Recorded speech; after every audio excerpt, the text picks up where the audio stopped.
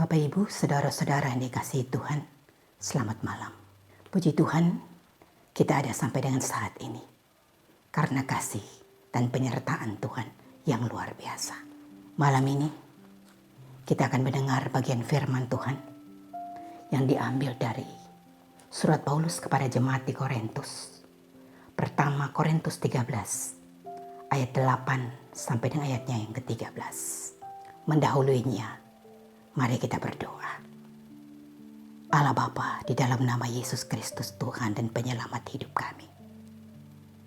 Malam ini Tuhan, kami selaku anak-anak-Mu datang kepada Bapa, menaikkan pujian syukur dan terima kasih Tuhan, atas kasih dan penyertaan Tuhan yang begitu luar biasa dalam hari-hari hidup kami.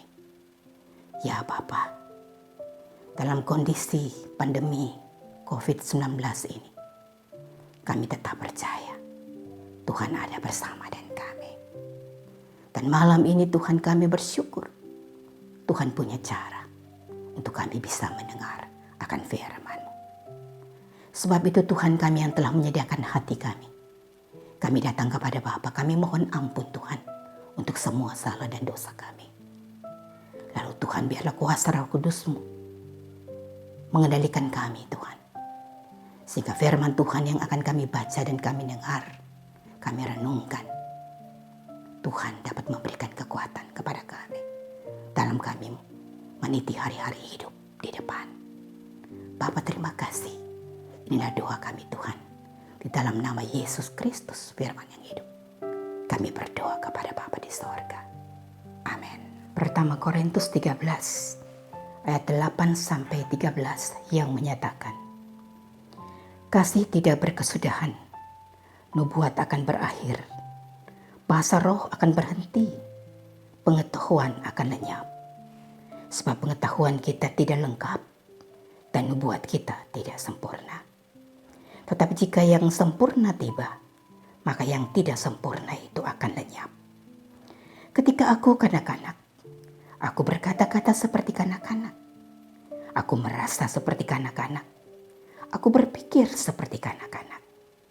Sekarang sesudah aku menjadi dewasa, aku meninggalkan sifat kanak-kanak itu. Karena sekarang kita melihat dalam cermin suatu gambaran yang samar-samar. Tetapi nanti kita akan melihat muka dengan muka. Sekarang aku hanya mengenal dengan tidak sempurna. Tetapi nanti aku akan mengenal dengan sempurna. Seperti aku sendiri dikenal. Demikianlah tinggal ketiga hal ini, yaitu iman, pengharapan, dan kasih. Dan yang paling besar di antaranya ialah kasih. Bapak Ibu, saudara-saudara yang dikasihi Tuhan, kasih adalah sesuatu yang dahsyat dan luar biasa. Banyak orang maju karena kasih. Banyak orang bertumbuh karena kasih. Banyak orang dihargai karena kasih. Tetapi sebaliknya mau dikatakan, kasih juga luar biasa karena banyak orang pun yang menderita karena kekurangan kasih. Karena ketidakmengertinya tentang kasih, sehingga berdampak sangat luar biasa. Kasih tidak mengenal istilah stagnasi, tapi kasih selalu mengenal istilah ada kegerakan. Kenapa? Karena kasih yang positif akan membawa orang bergerak pada hal-hal yang positif. Sebaliknya kasih yang negatif, karena kurangnya kasih, karena dikecewakan, akan membawa orang kepada dampak negatif dalam hidupnya. Di sini kita melihat Bapak Ibu Saudara-saudara bahwa kasih adalah kekuatan. Love is power. Banyak orang tidak dapat diselamatkan hanya dengan khotbah. Tapi ketika kita mewujudkan kasih, cinta yang sungguh melalui perkataan, perbuatan, sikap keseharian, banyak orang dapat diselamatkan. Berbicara tentang kasih, kasih tidak sekedar cinta. Orang bisa mengatakan, saya kan mengasihi dia. Itu kasih. Tapi kasih bukan sekedar perasaan. Kasih bukan sekedar perkataan, tapi lebih daripada itu. Kasih adalah sebuah langkah nyata dalam kehidupan sehari-hari. Kasih itu karena cinta saya bertindak. Kasih itu karena cinta saya mengorbankan segala sesuatu. Jadi kasih dan perbuatan dia harus berjalan seimbang. Oleh sebab itu Rasul Paulus katakan dalam 1 Korintus 13 ayat 1 sampai dengan 3. Sekalipun aku dapat berkata-kata dengan semua bahasa manusia dan bahasa malaikat, tetapi jika aku tidak mempunyai kasih, aku sama dengan gong yang berkumandang dan canang yang gemerincing. Sekalipun aku mempunyai karunia untuk bernubuat dan aku mengetahui segala rahasia dan memiliki seluruh pengetahuan, dan sekalipun aku memiliki iman yang sempurna untuk memindahkan gunung, tapi jika aku tidak mempunyai kasih, aku sama sekali tidak berguna. Dan sekalipun aku membagi-bagikan segala sesuatu yang ada padaku, bahkan menyerahkan tubuhku untuk dibakar, tapi jika aku tidak mempunyai kasih sedikit pun, tidak ada faedahnya bagiku. Bapak, Ibu, saudara-saudara yang dikasihi Tuhan Yesus Kristus, di sini kita melihat Paulus mengatakan yang pertama, sebagai manusia dia dihargai karena memiliki pengetahuan. Tapi apalah artinya pengetahuan tanpa kasih? Paulus mengatakan bahwa itu tidak ada arti apa-apa. Yang kedua, dalam hubungan sebagai anak Tuhan, walaupun banyak iman, walaupun punya iman, punya karunia, mengetahui segala rahasia, tapi kalau tidak punya kasih juga sama, tidak ada artinya. Sedangkan yang ketiga, Paulus katakan, dia berbicara tentang gerakan sosial, bagaimana dia menolong orang lain. Tapi kata Paulus, kalau tidak ada kasih, itu pun tidak ada artinya. Sampai kepada ayat yang ke-8, Paulus katakan, pada akhirnya semua akan lenyap, yang tinggal hanya kasih. Dan ayat yang ke-13 yang paling jelas Paulus katakan, yang tinggal hanya iman, pengharapan dan kasih, dan yang paling besar diantaranya adalah kasih. Pertanyaannya sederhana Bapak Ibu saudara-saudara. Mengapa kasih yang paling besar? Mengapa kasih yang paling besar? Mungkin saja ada orang yang berpikir bahwa kalau kasih yang paling besar, berarti iman dan pengharapan bisa saja dinomor duakan. Kita tidak perlu ke gereja, kita tidak perlu beribadah. Memberikan saja udah cukup memberi. Karena yang paling ditekankan adalah kasih. Bapak Ibu, apakah pikiran ini adalah pikiran yang benar? Saya kira ini juga keliru. Kasih yang paling besar bukan berarti yang lain tidak perlu. Ketiga-tiganya besar dan luar biasa. Tapi kalau mau disejajarkan, yang terbesar adalah kasih. Memang iman dan pengharapan itu hanya menemani kita di dunia. Sedangkan kasih akan mengikuti kita sampai di sorga. Di sorga kita tidak butuh iman, karena di sorga semua sudah tersedia. Di sorga kita tidak butuh lagi pengharapan, karena kita sudah tiba dan telah mencapai pengharapan yang sempurna. Tapi dimanapun dan sampai kapanpun, bahkan sampai di sorga, kasih tetap mengalir di hati setiap orang yang berjumpa dengan Tuhan. Saudaraku, mengapa kasih itu paling besar? Pertama, karena kasih menentukan segala hal-hal yang baik yang kita kerjakan. Orang boleh melakukan apa saja, tapi tanpa kasih percuma. Karena kasih bukan sekadar tindakan, tapi kasih merupakan motor penggerak daripada tindakan-tindakan itu. Kita mengerjakan hal-hal yang baik, tapi bisa saja dengan motivasi yang keliru. Sebab itu perlu kasih. Tuhan mengajarkan apapun yang kita kerjakan, kerjakanlah dengan kasih. Dan Tuhan sendiri yang telah menjadi teladan kasih untuk kita semua. Bapak Ibu, saudara-saudara, karena kasih, cinta itu Tuhan mengambil tindakan, datang jadi sama seperti Bapak Ibu, saudara-saudara dan saya. Tuhan datang jadi sama dengan manusia. Dia merasa sakit, dia merasa capek, dia merasa lapar, dia merasa haus. Mengapa? Supaya dia bisa mengasihi saudara-saudara, mengasihi manusia, memberi kesembuhan. Dia datang supaya dia bisa beri makan kepada yang lapar. Dia datang supaya dia bisa menyembuhkan, dia bisa menghibur, dia bisa melepaskan orang dari kuasa-kuasa setan.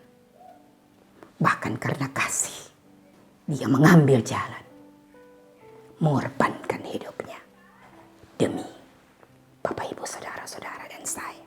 Teladan yang luar biasa. Sebab itu Bapak Ibu saudara-saudara yang Tuhan Yesus kasih, di tengah-tengah situasi pandemi COVID ini,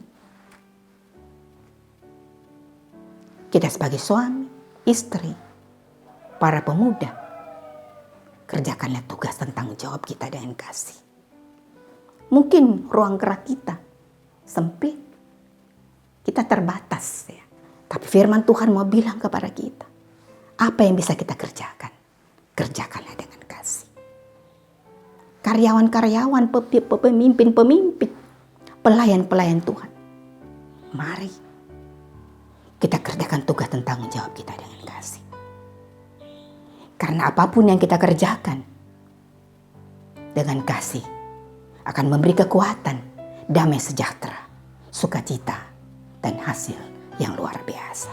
Kedua, mengapa kasih lebih besar? Karena kasih selalu terlihat. Kasih itu tidak dapat disembunyikan.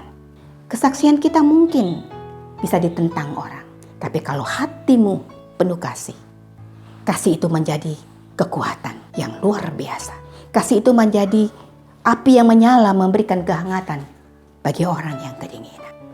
Sedangkan yang ketiga, mengapa kasih itu paling besar? Karena kasih tidak mengenal expired date. Kasih tidak mengenal, sekarang tidak dibutuhkan lagi. Kasih tidak sama dengan Bapak Ibu saudara-saudara dan saya membeli makanan atau obat. Kasih tidak membutuhkan itu. Ketika kita kecil, remaja, sampai dewasa, kita membutuhkan kasih. Bahkan sampai kita lanjut usia pun, kita tetap membutuhkan kasih. Bukan saja itu, sampai di surga pun, kasih ada di sana. Itulah mengapa kasih disebut yang terbesar. Bapak, Ibu, saudara-saudara yang dikasihi Tuhan Yesus Kristus. Pada suatu ketika, orang bisa saja tidak membutuhkan pertolongan kita. Bisa saja pada suatu ketika orang tidak perlu dengan kita, tidak perlu pertolongan kita. Karena dia punya duit. Dia punya segala sesuatu.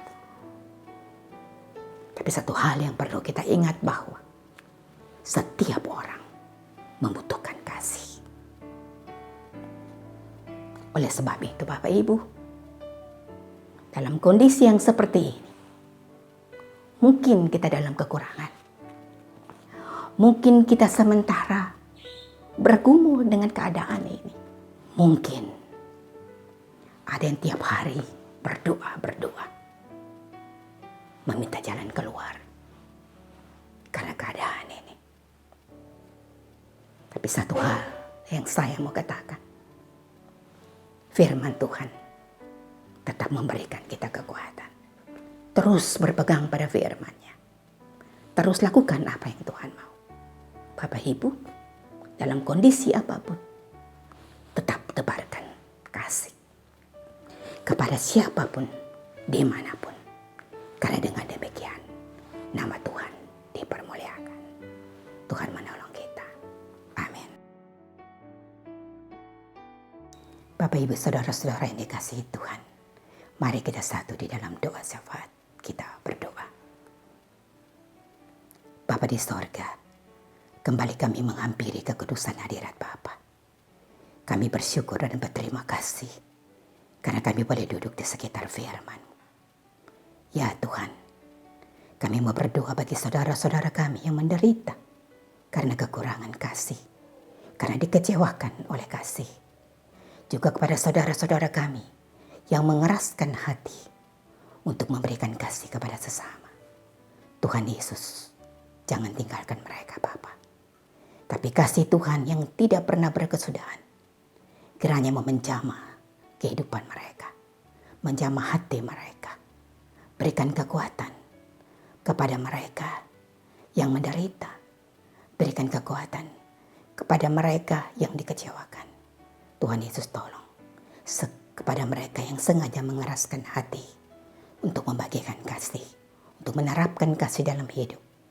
Tuhan Yesus Roh Kudus memberikan mereka kemampuan, berikan mereka kesadaran untuk itu Bapa. Terima kasih Tuhan. Lalu semua kami Tuhan Yesus mampukan kami untuk dapat melakukan kehendak Tuhan dalam hidup ini. Ya Bapa, malam ini Bapa kami berdoa pada kondisi kami Tuhan Yesus. Kami semua sebagai anak-anak-Mu Tuhan yang berada pada kondisi Tuhan Yesus pandemi COVID-19 ini Bapa. Tuhan, kami tetap percaya Tuhan ada bersama dengan kami. Sebab itu Tuhan Yesus, Engkau melihat keberadaan kami Tuhan, umat Tuhan yang ada. Dari sektor Antioquia sampai sektor Hermon. Dari rumah tangga pertama sampai dari rumah tangga terakhir. Apapun kondisi kami. Tuhan, apapun kondisi jemaat-Mu, kami taruh dalam tangan Bapa. Yang hilang pekerjaan, yang dirumahkan.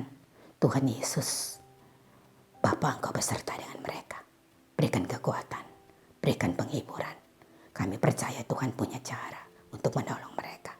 Sebab itu Bapa kami taruh mereka semua dalam tangan Tuhan. Ya Bapa di sorga, jangan tinggalkan anak-anak-Mu Tuhan Yesus. Bapa, kami juga berdoa Tuhan bagi bangsa dan negara kami, pemerintah kami. Kami berdoa bagi Bapak Presiden dan semua orang yang turut membantu dalam memimpin bangsa dan negara ini, pemerintah ini. Tuhan berkati mereka. Tuhan berikan hikmat kebijaksanaan Tuhan Yesus dalam mengambil setiap keputusan untuk bisa keluar dari dari pandemi COVID ini Bapa. Tuhan Yesus tolong. Ya Bapa di sorga, kami berdoa bagi tim kesehatan Tuhan. Tuhan Yesus berkati mereka Bapa dimanapun mereka berada. Berikan kekuatan, berikan kesehatan, berikan semangat, berikan kesabaran. Tuhan Yesus kasihani. Kami hanya bisa berdoa Tuhan, karena kami percaya doa punya kuasa Bapa.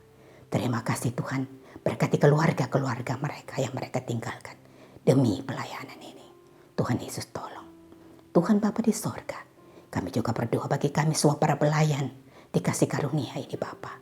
Mulai dari Ketua Majelis Jemaat, Bapak Pendeta Yohanes Suwadu, bersama keluarga. Berkati Bapak Pendeta dengan seluruh tugas dan tanggung jawabnya Tuhan. Kasihani hamba-Mu ini Bapa. Berikan kesehatan, kekuatan, hikmat, kebijaksanaan. Berkati kehidupan keluarganya. Sehingga dengan semua yang Tuhan buat dalam kehidupan keluarganya, dia akan semakin bersemangat dalam melayani Tuhan. Berkati semua majelis jemaat yang ada Tuhan. Berkati rekan-rekan pelayan, berkati wadah-wadah pelayanan, Pelkat, PA sampai dengan PKLU. Berkati BPPJ, berkati tim lahan. Tuhan Yesus dengan seluruh tugas dan tanggung jawab. Kami taruh semua dalam tangan Tuhan. Tolong kami Tuhan. Apapun yang kami kerjakan, mampukan kami untuk kami bisa mengerjakannya dengan kasih. Terima kasih Tuhan Yesus. Bapa di sorga, masih banyak yang kami meminta. Tapi kami percaya Tuhan, semua Tuhan tahu. Sebab itu Bapa, ampuni kami, Tuhan Yesus. Lalu dengarlah doa kami ini Tuhan. Yang kami bawa bukan dengan nama lain, tapi cuma di dalam nama Yesus Kristus Tuhan, yang telah mengajarkan kami berdoa. Bapa kami yang ada di sorga, dikuduskanlah nama-Mu. Datanglah kerajaan-Mu, jadilah kehendak-Mu di bumi seperti di sorga. Berilah kami hari ini makanan kami yang secukupnya, dan ampunilah kami akan kesalahan kami, seperti kami juga mengampuni orang yang bersalah kepada kami. Dan jangan membawa kami ke dalam pencobaan, tapi lepaskanlah kami daripada yang jahat. Karena Engkau yang punya kerajaan dan kuasa dan kemuliaan sampai selama-lamanya.